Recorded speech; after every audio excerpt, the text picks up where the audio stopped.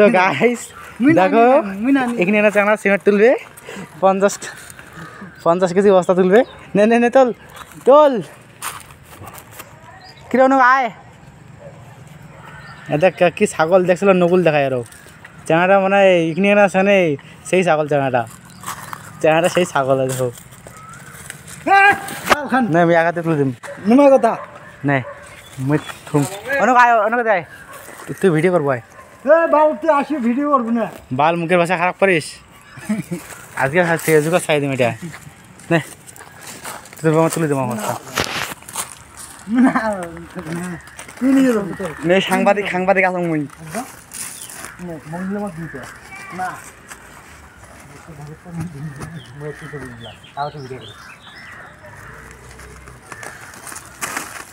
দেখুন গাইস ছোট ছোট মরে বোধ হয়। তো গাইস সিমেন্ট নিয়ে যাওয়া হচ্ছে দেখো এই দেখো ঝাপালি করো লম্বা হলে চানাগোনা চানাগোনা কষ্ট না করে দেখিয়া দেখো কি কিনা চানা তুলে নিতে পারছে এবার থুয়ে দিবে।